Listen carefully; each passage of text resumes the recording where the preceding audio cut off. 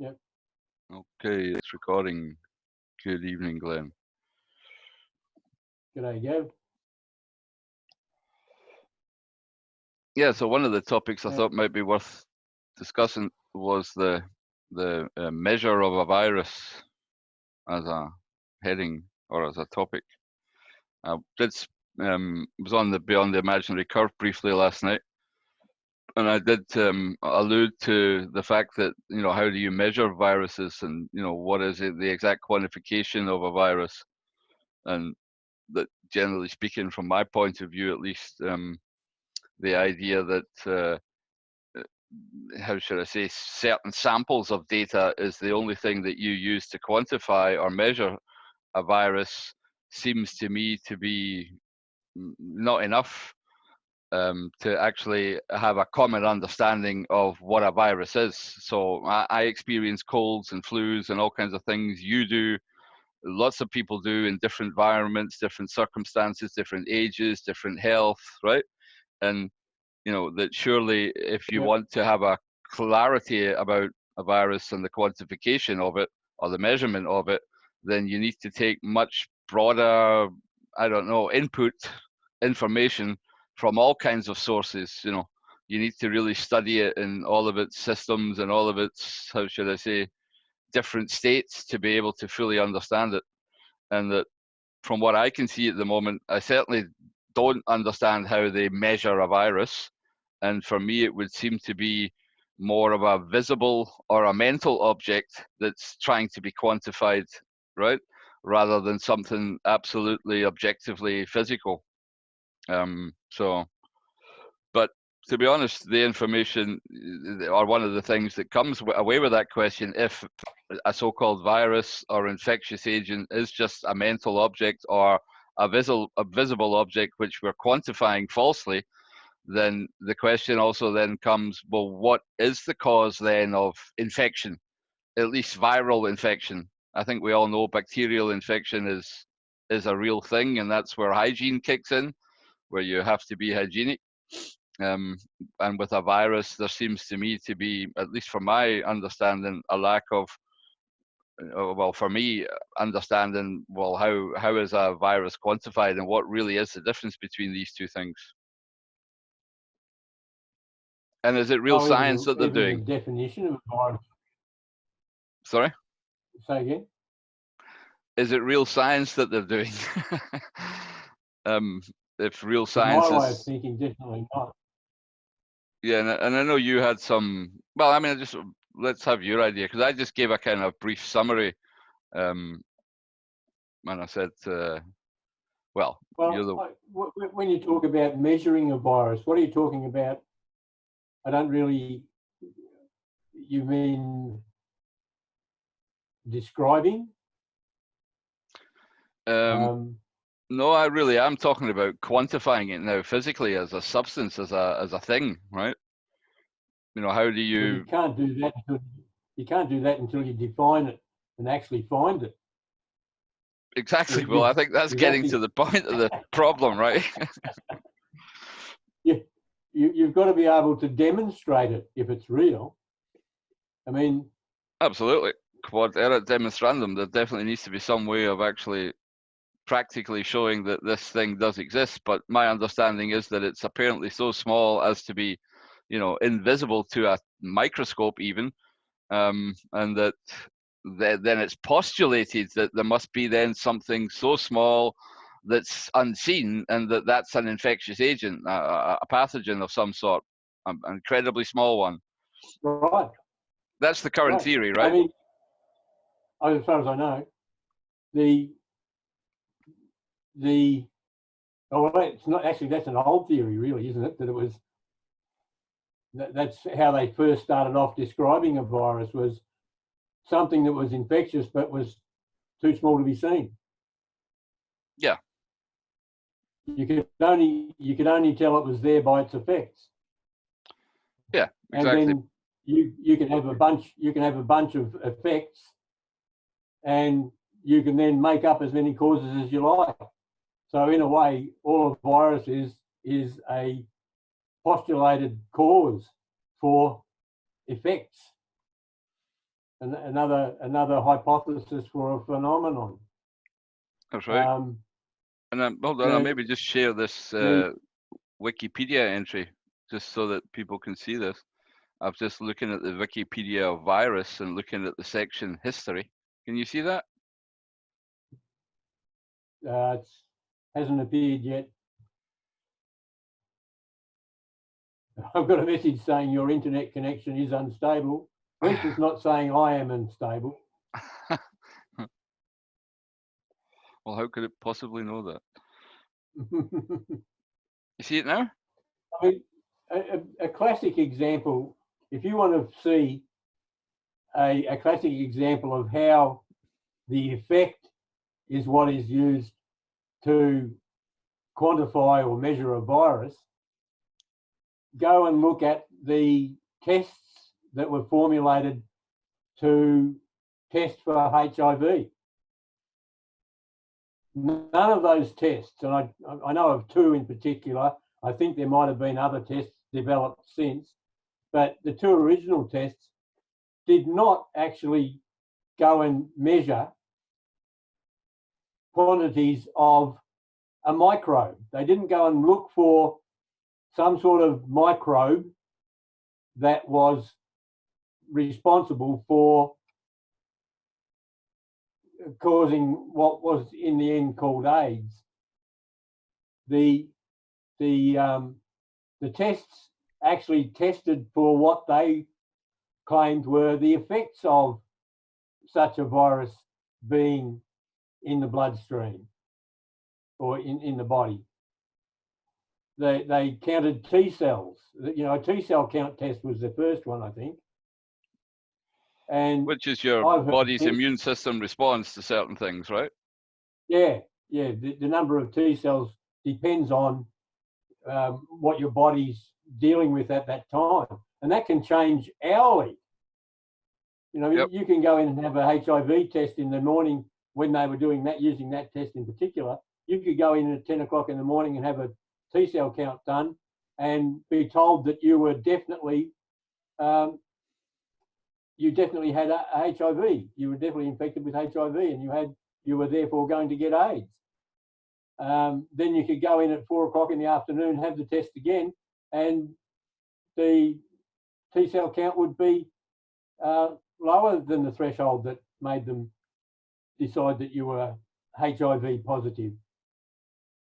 Yeah, so the main point there being basically that just because we can see or test the symptoms of some infectious agent, it doesn't mean necessarily that that really is the cause, right? There's no real clear cause and effect linkage.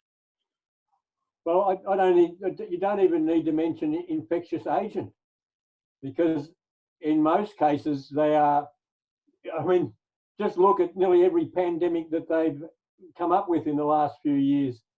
The symptoms are always flu-like symptoms. Yep. So everybody assumes immediately that flu-like symptoms are caused by a germ that causes this thing called influenza. When in actual fact, I don't think that's the case at all. All that's happening is the immune system of the human body is responding to changes in the environment. It's why you see all these things happen when the seasons change. It's why they can claim infection only because you have a situation where somebody whose body is more toxically overloaded, somebody who eats crap food and doesn't look after their health and smokes heavily and drinks heavily, is always going to be more susceptible to being ill, let's call it, when the environment changes, when you start heading into winter. And that person will be the first person that starts suffering these flu-like symptoms. A few days later, Joe Blow, his mate, who's in the same office, starts experiencing those same symptoms. All that's actually happening is because his body wasn't quite as badly overloaded, toxically overloaded as his other mate, it's happening to him a little bit further along the track. And his body starts responding to the environment change a bit later. But he immediately blames Joe or Bill, his mate, for giving him that thing. You should have stayed home, you bastard. Yep. I've caught this sickness off you. I don't think it's.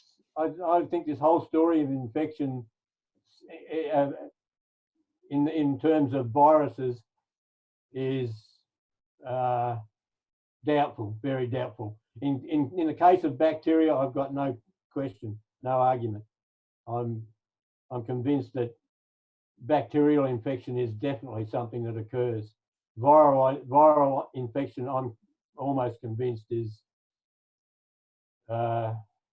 well, a joke, a serious joke.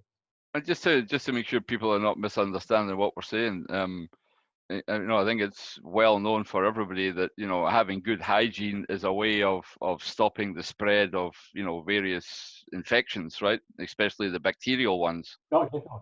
But what we're saying is that, or we're inquiring into exactly how is this virus supposed to work, because there, and you've just offered one up. There are alternative explanations, i.e., the way a human body reacts to a change in the environment can be delayed in time depending on your own health or your own state of, and it could be mental as well as physical, probably, Glenn, right? Stress and any kind of disease. Yeah. But that's also an explanation for seeing how clumps or clusters of people in any one given situation can all become what is commonly known as sick, right? Or have flu-like symptoms. But what we're basically saying is, without a deeper inquiry into those different causes, right, then it's too easy just to postulate this invisible infectious agent that jumps from one person to another, and which we're all schooled to believe is the way it works. Yeah.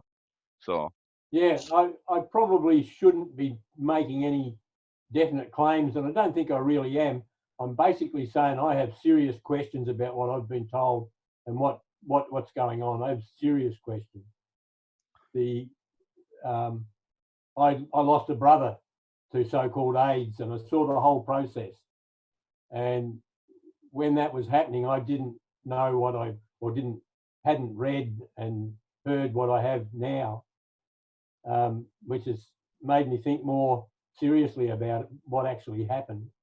And talking about the mental aspects of it, I think one of the things I saw happen with my brother was that the mental side of it is very, very important. There's a concept amongst the Australian Aboriginals called pointing the bone. If you commit a serious crime I don't know whether it still happens, but in the old times, in the Aboriginal tribes, if you had committed a serious crime, the elders of the tribe, if they decided that you were guilty, would point the bone at you, and having the bone pointed at you meant you were sentenced to death. Basically, nobody actually killed you, but nobody was allowed to help you from then on, and you had to leave the tribe and try and survive on your own. And I think the story is, I don't know it for a fact, but the story is that most of those people wander off into the bush and die, because they truly believe that process has been pushed upon them. And with people who were told that they were HIV positive, I can imagine the same thing happening. If you're, at the time when my brother was diagnosed, they basically, the going belief was that you were found HIV positive, you're a dead man. There's no dead cure. Man walking. Yeah, that's it. There'll be only a certain amount of time, and then you'll start suffering from what they'll call AIDS, and then after that you'll die from one of the diseases that it's associated with AIDS, which in my brother's case was Kaposi sarcoma and pneumonia. And that's very. Sorry. They wouldn't treat him for it. They didn't treat him for what they should have been treating him for. They kept giving him AZT. They were claiming they had to deal with the the HIV infection and the AIDS before they could deal with what was actually killing him. And that seems to be a common thread amongst all those viruses. It's not the virus itself that kills you; it's the complications that get you, right? The effects, or the pneumonia, or whatever, a lung infection of some sort, right? That apparently gets you, or a weakness in some part of your constitution. Put it that way. Yeah. Yeah, it seems to be the case. I mean, it's really hard to tell it. The information around all these sorts of things is really hard. It's a quagmire. It's a really hard thing to find your way through to try and understand what's really going on. Yep. I just recently read an article about the Spanish flu epidemic in 1918. I think it was the Spanish flu. It was in 1918 anyway. They had, I think it was 18 million people were supposedly killed by these flu-like symptoms. Yep. But this article actually puts a good argument for the case that the majority of people who died during that so-called epidemic actually died from aspirin overdose. Okay. That what was actually happening was people, and there was a lot of military involved. A lot of it took place in places where men were congregated together in very close confinement, in places which made it look like it was infection. But it may very well have been that at the time Bayer's patent on aspirin had just run out, so there were many other companies beginning to produce aspirin. So there was a worldwide glut, and it was put forward as a treatment for these flu-like symptoms that were occurring everywhere. But apparently, I will actually try and find the article again, because it says that with the overdose of aspirin, with the doses of aspirin that they were being given, it was killing the good bacteria in the upper respiratory tract, which was causing infections, bacterial infections that were actually killing all these people. Apparently, men would be fine at 9 o'clock in the morning and dead at 4 o'clock in the afternoon. Yeah. Yeah, so, I mean, I'm just looking at let's maybe just take a step back and look at the history of viruses. Can you see my screen now? Yeah, actually, I probably went a bit overboard on that. We might have to. That's all right. I mean, I think it's just going through it once and then looping back just as well. But yeah, so I mean, I think the first thing here, if you look at the history of what a virus is, then Louis Pasteur's name comes up quite often, the French biologist, and he basically, because he couldn't find a causative agent for rabies, i.e. he couldn't isolate whatever the infectious starting point was, let's call it, then he speculated that there might be a pathogen too small to be detected by microscopes. So that was the first thing, right? The thing is somehow invisible. They can't isolate it. They can't quantify it at the end of the day or hold it in their hand, right? Or weigh it, or it doesn't seem to have a shape and a size and a volume and a texture and all the things that you would normally associate with a physical body. He couldn't find anything, right? So he speculated that, okay, it's just too small for us to see. That's what I'm getting from this. And then along comes Mr. Chamberlain, who set up a Chamberlain filter, which is a porcelain water filter. And the idea behind that was that, okay, surely you can remove all the bacteria. So what we know to be, given, and if you've removed all the bacteria, then what is left must be the pathogen that's too small. And that seems to be the kind of conclusion that a lot of them rush to. Even though the guy himself here, Ivanovsky, when he was doing it with tobacco, I read somewhere down here that he wasn't entirely sure that what he'd done was actually correct, that he thought it might be a broken filter and stuff like that. So he didn't necessarily jump to the conclusions, but then other people did. What's this guy down here? Mr. Martinez repeated and became convinced that the filtered solution contained a new form of infectious agent. So you filtered out all the bacteria. You still have something infectious apparently in there. And I'm saying apparently as well because it's all visible. And then you've got people just becoming convinced about ideas, right? And, you know, even when I look at some of the words in here, you can see how, I don't know, the thing tends to be full of rhetoric and guesswork and assumptions and premises rather than any, you know, actual physical quantification or measurement. I mean, at the end of the day, they're saying it's too small to see, too small to touch, but we're going to say it's there anyway. I mean, so that where Ivanovsky actually repeated experiment became convinced that the filtered solution contained a new. Hang on. oh, sorry, I've already scrolled with a delay, maybe. Oh, right. Sorry.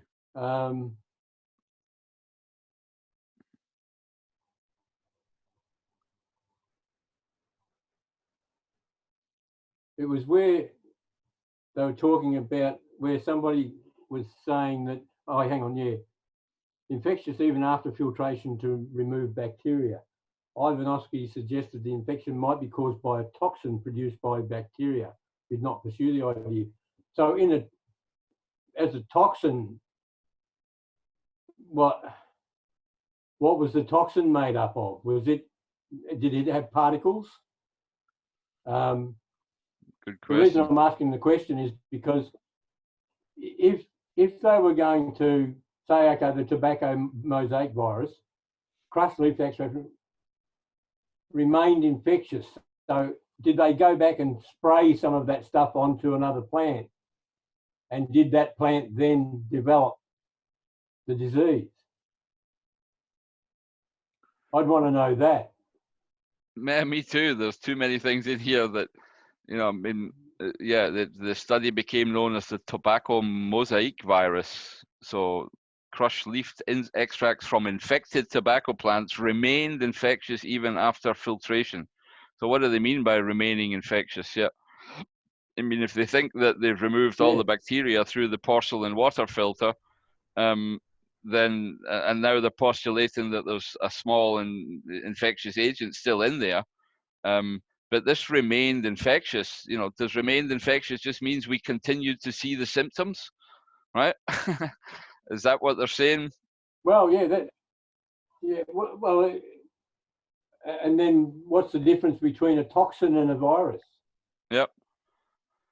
According to this, it's a poisonous substance produced within living cells. So basically, you know, what you said at the start, you know, the body's way of reacting, getting rid of stuff inside itself that it doesn't need. And it has a clear process for that, right? By covering stuff in mucus or bubbles, detergent bubbles, I think I remember you saying, and then, you know, getting rid of it through any pore possible. Yeah. Yeah, well, it basically creates mucus, and mucus's main purpose is to get stuff out of the body. Well, actually, I don't know if that is the fact. It may have other purposes, might be for protecting surfaces for something else as well. But my understanding is that the whole idea of producing phlegm is to get detritus out of the body. Yeah, and if I but look, yeah, if sorry, on you go. Go on. No, on you go. No, I was just going to say about the toxin. I would want to know how they know it remained infectious. Did they go and do a further test where they sprayed some of that liquid? Because they don't mention it here, that we went and sprayed it onto the plant and found that the plant, you know, we went and sprayed it onto a healthy plant, you know, somewhere 100 miles away, and that plant then developed the same. Well, actually, the disease would be tobacco mosaic, wouldn't it?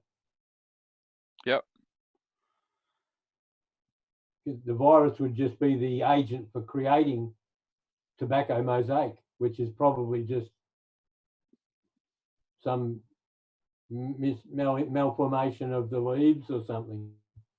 Yeah, that's the thing. I mean, I think they seem to have then just postulated this infectious agent and then neglected to look at all the other possible causes of the same symptoms arising. Right, that's what for me is very frustrating. There seems to be an immediate attachment to some belief or idea. People have the idea that they can then measure this object or this agent in some way or another, and then don't bother anymore to look at what all the other possible causes could be. You know, it's a kind of isolated jumping to a conclusion based on relatively small numbers of experiments. In this case, we're talking about tobacco leaves, for fuck's sake, you know. If I'm supposed to then, you know, make that huge leap to all these infections between humans without looking across a huge section of the population properly, right? I mean, I know they do clinical trials, but, you know, I have my experience in those things too, Glenn, you know, and I don't hold much, you know, for it in terms of really, you know, getting to the, how should I say, root cause of things. So, yeah, I mean, that's what I'm seeing here. You're just seeing people attaching singular postulations to universal ideas without actually doing the real science in between, right? you know.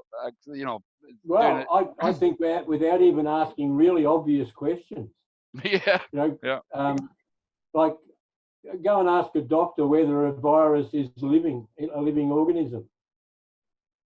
He'll have to say no, because an antibiotics, they can't prescribe antibiotics to get rid of viruses because they're not living. So what's the process? Go and look at the story they've made up for the process of how a virus populates, how it what's the word? Propagates. Propagate. No, that's not what I was thinking of. It was something to do with propagate's probably good enough. Well, I've got it up here, this virology, the study of viral, submicroscopic, parasitic particles of genetic material contained in a protein coat and virus-like agents. And then it goes on to say, to talk about the aspects of viruses, the structure and classification and evolution. And I think there's a mixture of like words and labels, you know, attached to things together with ideas about how they came to be and, you know, how they come to apparently infect and exploit. Yeah. And for me, there seems to be a lot of theory in here. Yeah. Virology is the study of viral submicroscopic parasitic particles. Yep. A parasitic particle? What the heck is a parasitic particle? Yep. If it's a parasite, it's got to be alive. Well, they're saying here it's a part, you know, for me, a particle or a part of genetic material contained in a protein coat. So, somehow, what? What about a piece of bacterial detritus contained in a detergent coat? Yep. I bet my bottom dollar that's what it is, and they're giving it a name like this, and virus-like agents. That whole thing there, the structure, classification, well, actually, where's the definition of virus? Yeah, let me just go down. Hang on, go on page, an example of a virus.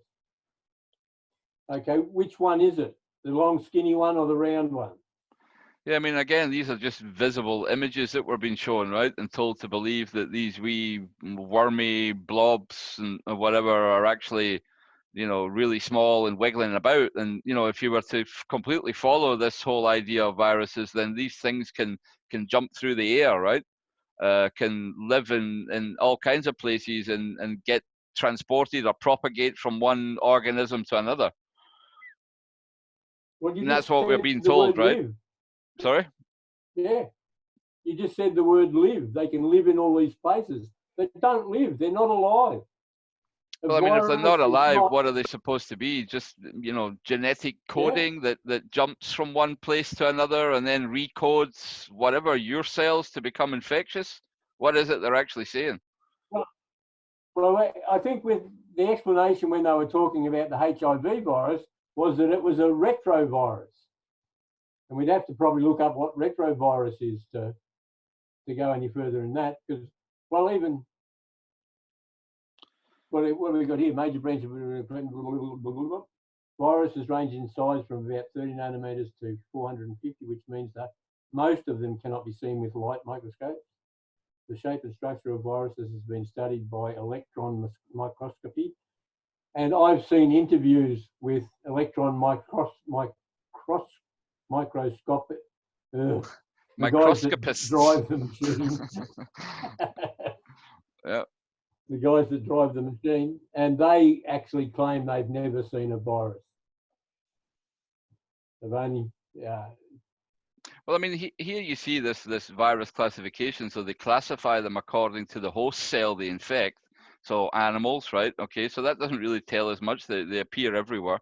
They then try to classify them using the geometrical shape of the capsid, which would appear to be the shell that's surrounding them, right? In some form or another, right? And the shape of this can be helix form or icosahedron form, right? And or the virus or structure, i.e. the presence or absence of a lipid envelope. Again, we're talking about the envelope around it. So basically they're saying, okay, we find it in different places, and this thing, when we look through some, electron microscope, we're seeing a geometrical shape. And that's their definition of the quantification of this virus, right? If I want to measure how much of this virus is there, then what is it? More of these little dots and wormy-like things? Or is it, if I go back to this picture, how do you actually quantify how much of it's in there? Yeah. By the size of the dots, by the number of the lines? Do they take a ruler to the fucking microscope slide? I mean, tell me exactly how they're quantifying what these things are. Because otherwise they would just appear to be looking at the symptoms and trying to classify the symptoms of these things, right? And the only extra piece of information they have is some geometric shapes through a device. Well, if it's true that what's really happening is the immune system is dealing with toxins in the body, normal toxins, and clearing out the system so that the body can deal with the new, a changed environment. If that's what's really happening, the body will be using all sorts of forms and creating all sorts of forms to get rid of, to encapsulate and move whatever it is it's trying to get rid of. Mm-hmm. So if you imagine that the body's actually making those little capsules like detergent bubbles to wrap around bits of broken bacteria so that you can spit it out or cough it out or sneeze it out, they can grab hold of that object and take a picture of it and say that that's a virus. Even though when they try to describe a virus, they're saying they're telling a completely different story. They're not saying it's the immune system creating a capsule to get rid of some detritus. They're saying that this virus has its own mechanism for doing what it wants to do, to procreate itself, to make it become a parasite that can live within another system, which to me is a big stretch. Yeah, I mean, there certainly seems to be enough questions we can ask here. And again, we're not claiming that we know the answers, but there definitely seems to be obvious questions missed, I think. So, Yeah. And I'm going to look here at, Mr. Louis Pasteur just very briefly. I think there's some information down here at the bottom that might be worth looking at. Not his career.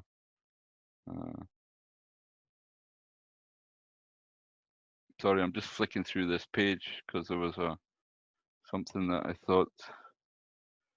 Oh, actually, there's a name. if you go back to where, have you seen Bernard? Sorry, did I skip over something? Well, one of the things I've been thinking about since you brought up Pasteur was the whole story of the germ theory, which I think this virus thing is the next step. It's the next part of it. Now, if you keep going down until you see the name Bernard. Bernard. Get out of the road. Hang on. No.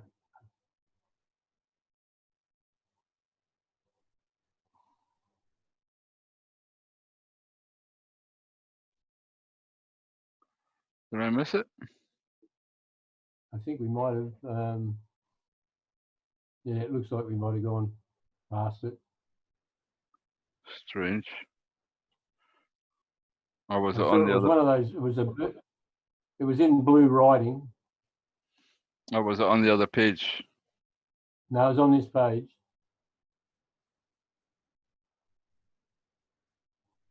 Was not the first to propose the germ theory. Okay. Oh, hang on, here we go. That's. Although Pasteur was not the first, his experiments indicated its correctness and convinced most of Europe that it was true. Yeah. Today, he's often regarded as one of the fathers of germ theory. If you keep going down pretty close, it should be, because Bernard was the guy that was fighting against him.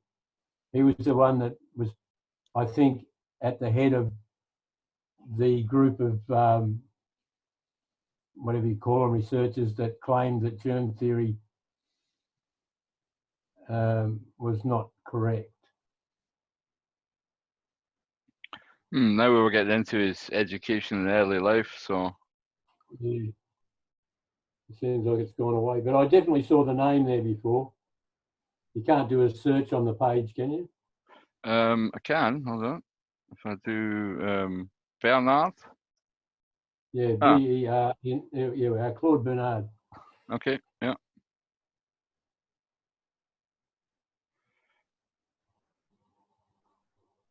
One of called Bernard. No, doesn't mention it there. No, doesn't say exactly. One of the greatest of all men of science, according to. So the first suggests the use of blind experiments. Okay.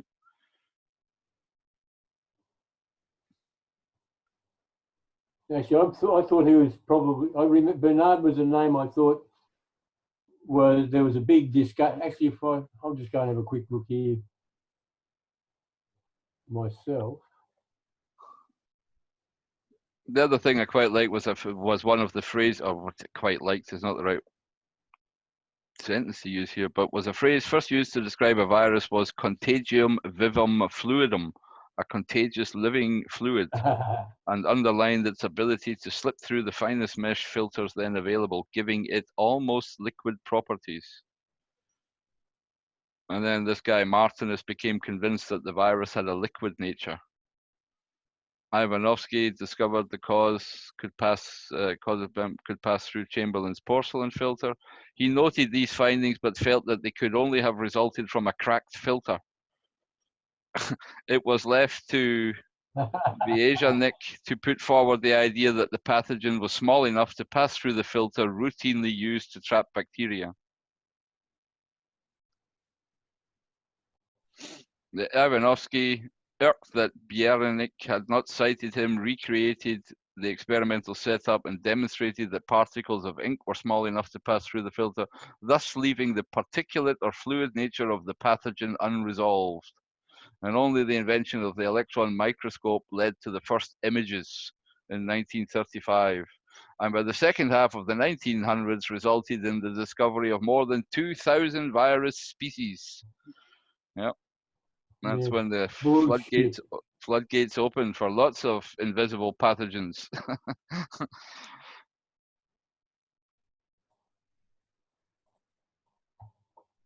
Yeah, I mean, for me, the question really just becomes, if you can't quantify the actual causative substance, right? And all you have is visibles or mental objects or ideas of how it could work based on symptoms that you're seeing, then, you know, for me, there is no real quantification of the substance currently.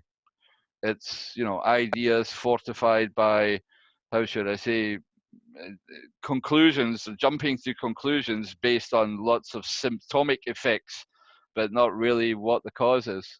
And for me, you've offered up a few, at least, alternative explanations that you never hear talked about, Glenn. And I think that's the sad part of science, once again, right? That people attach to that Yeah. belief of something, and that the real science doesn't get done across the way it should be. And I think that's pretty much the way science is today. Yep. It's a religious exercise. Yep, and it's the same in small balls and big balls, isn't it? In a way, right? Where it's the same kind of con, right? Yeah. Yeah, microscopes and telescopes. Yep, and mental objects and ideas that you attach to and, you know, take for granted, and or you know, take the consensus of the peer-reviewed science, and yeah, all of a sudden we're believing that there's invisible things jumping about the same way we think lights in the sky must be big balls of fire, you know. And the whole thing's preposterous because there is no real thread of how these things are being properly quantified based on the, let's say, the accrued experiences of all mankind, not just selected, you know, people's ideas or selected experiments. Yeah. True.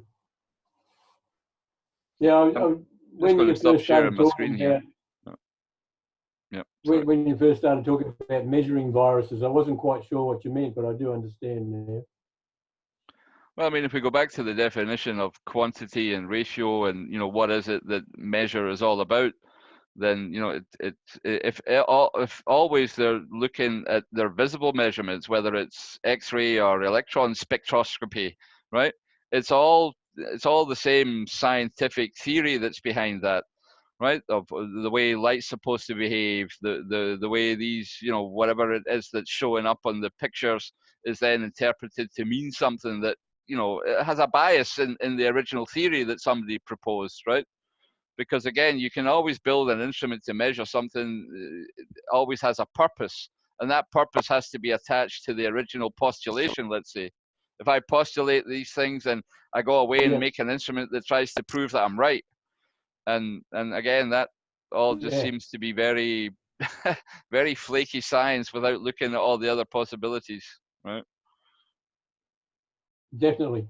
And it's probably a really good example if you sit back and think about it carefully to see how the whole process has occurred, where there's no actual demonstration of a virus actually doing any of the things that it's claimed that it does. Yep. All that's happening is they're measuring different things. They're measuring how many of these certain types of objects they can see on a particular microscope slide. Yep. They're taking those things that are on the microscope slide from a body, from the fluids in a particular body, or a body that's in a particular state, and they're trying to somehow or again another measure those, marry those two things together. And there's no real evidence that there is anything that actually joins them together. You're measuring the number of certain things on a slide, and and those things on the slide that you're measuring are just taken from a particular place, and you're trying to claim that because they were taken from that place, and there's this many of them, that they are the cause of the flu-like symptoms. Exactly. They're trying to establish a cause and effect relationship just based on data that could just be, you know, because of the delay in things. I mean, it's like saying the sun coming up in the morning, you know, when it gets light in the morning, then that's the thing that at the end of the day causes the darkness. Just because they happen after each other doesn't mean one's the cause of the other. And they seem to be, you know, jumping immediately to that conclusion, right? Yeah, well, in a big way, because it's the major. Well, it seems to me that it's the major argument that they have. It's the basis of all their argument. Yep. Once again, we have to ask the question: who is they? Sure. Yeah. And again, I mean, there's the and without wanting to jump to the motive again, because that's what everybody will ask. Well, why would they do that? You know, nobody wants to, you know, but you know, that's just total bullshit, because you can see that, you know, industries can be built on top of this. So there's the aspect of becoming rich, but probably more the aspect of becoming powerful and controlling. If you control a certain narrative and the ability to get people, I mean, you see the state of fear and anxiety that people can get into. I mean, it is akin to the bewilderment where we don't know where we are, if there's also a huge fear that things are jumping about infecting us that we can't see. I mean, it puts everybody in a state of fear. And as we know, that's the place they want, and they want us. Well, I mean, all you've got to look at, I was thinking, I mentioned to you the other day, where I'm picturing these moguls sitting back in their club somewhere, smoking big fat cigars and just going, ha, ha, ha, ha, look what we've got the morons doing now. You know, to look at what's happening in the general public at the moment is frightening. It's sad to see how stupid the human race has become. The fact that supermarkets in Australia have more or less been bought out of toilet paper for something that's affecting their nose. Yeah. You know, this flu-like symptoms is causing people to cough and sneeze. So everybody's buying the supermarkets out of toilet paper. Why? What's going on? All that's happened is when somebody created the toilet paper meme, and then it's just got, well, I think they started off with the face mask meme, and then they went to the hand cleaner meme, and then it went to the toilet paper meme, and everybody's just, for some reason or another, I don't know, why has anybody taken any notice of it? Or am I being misled? Am I believing that this is happening and it's not really happening? Well, I was in a supermarket day before yesterday, and they've got a notice up on the checkout saying all customers restricted to only 4 rolls of toilet paper so that everybody can get some. Oh, it's definitely happening. You can definitely see the anxiety in the people, whether they're now bumping elbows rather than giving hands, right? Hygiene articles and stuff like that are you know, all sold out. My wife told me that, you know, she had an offer on eBay for I don't know how many bottles of detergent, and that would normally be, you know, I don't know, €5 a pop. You know, there was 20 bottles going for €1,200. You know, as if, you know what I mean? So people are definitely making a huge profit on what's going on, whether it's masks or vaccines. And there's always this talk now about new vaccines coming that will save us, and you know, so yeah. Yeah, well, one of the other claims that's being made is that anti-vaxxers are now claiming that the whole purpose of this epidemic is to create a situation where they can bring in mandatory vaccination. Yeah, and I'm not sure whether you know that is the agenda. It's you know, I'm not necessarily a conspiracy. It could all just be people wanting to make lots of money and have lots of power. You know, whether it's that nefarious, I'm not sure. I mean, I don't believe in vaccines either. I think it's a pseudoscience. Yeah, but at the same time, whether, you know, that's again another fear porn story to scare us, right? Exactly. And to ridicule the actual inquiry. Yeah, which is one of those reasons that I tend not to talk about it too much anymore, because you think that people are going to take it that way. That people are just going to see it as just more conspiracy theory crap, another conspiracy nut. Which is what they want it to be. They want it to be classed and labelled as that, right? Because it makes it go away for a lot of people. You know, a lot of people won't look at it any further then. Yeah, no, it may, but then again, maybe the secret meme there is to actually get us to not talk about it anymore. It's so hard to work out the psychological aspects of what's going on. Absolutely, they've got lots and lots of tricks up their sleeve, haven't they? Most They've of been it, doing it for a long time. yeah, and most of it mental manipulation rather than anything else. I think, yeah. You know, whether they actually have all these bad technologies they say they have that, you know, are able to do all these things. You know, I'm never sure about that either, Glenn. Whether a lot of it's, you know, deliberately overhyped to keep the fear level up. You know. Yeah, I think a lot of I think even some of the the so-called secret technologies that people talk about are a load of bunkum as well. Yeah. But then again, that's just my opinion. I just don't. I honestly, I'd have to admit of everything that I just don't know. Yep. Well, I mean, that's all we're doing here is asking questions, right? Seeing where it doesn't quite jive with, you know, or the questions that should be asked that haven't been answered adequately. And, you know, I know what they'll say. They'll say, oh, it's too complicated. You need to be a microbiologist guy with 15 letters after his name to understand it. And I deny that. I deny that that is proper science, you know. So. Yeah. Well, proper science is being able to explain it in such a way that a child can understand it. Yeah, and it's true knowledge. You know, science is true knowledge at the end of the day. Science is about finding philosophy, about learning, you know, what is knowable and what is not knowable. And, you know, it would seem to me that the stories they're telling about viruses is not knowable for us in that respect. Although we all suffer the symptoms of it, right? Or the symptoms of what this, you know, the flu and stuff like that.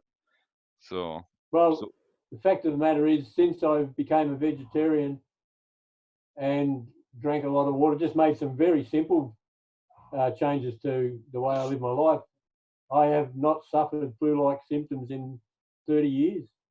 Yeah, I'm the same. I can't remember the last time I had a cold, you know. I don't think it's that long, but, you know, I'm thinking it's nigh on. I was actually just thinking I might be exaggerating that for 30 years, but it seems like that long. But you see people, I mean, but I definitely know people who get, you know, colds and flu-like symptoms regularly, you know, especially the ones that, you know, where they go once a year to get a vaccine. You know, they always come back sniffling and snotting, right? Proud of themselves that, you know, oh, really, I just don't get it. You know, I mean, surely if you have a healthy immune system, then why would you need it? You know, why would you need any vaccine of any sort? Even that story, I think, has a two aspects to it, because it can be seen that you've been infected with with a cultured form of the virus, so that your body can build up antibodies to it and respond to it when it gets attacked by it. But I don't see that that's what's happening. What's happening is the normal process of the immune system saying to the junk that they've injected into you, fuck off out of here. Yeah. And just doing whatever it needs to get rid of you. Yeah. You know, in some, I mean, the things that actually happen, the flu-like symptoms, to me, all point to the immune system dealing with invasions, but not viral invasions, just, or not invasions, probably, dealing with a toxic environment. Yeah, well, not even foreign. Well, foreign to an extent, but yeah, not acceptable stuff that it can't use. Yeah, stuff that is going to make it more difficult for it to remain healthy. If the body is going to remain healthy, you want your blood to be clear and clean. You want your lymph to be clear and clean. You don't want a heap of junk floating around in it. If you've got a heap of junk floating around in it, your body's got to get rid of it. Yep. And I think that's where that's all happening. By the way, I think that's where diet plays a huge role, right? Because that is the intake of stuff, you know, or a large part of it. Yeah. Oh, definitely. Oh man, I'm just going to stop the recording here so that we have that So stop.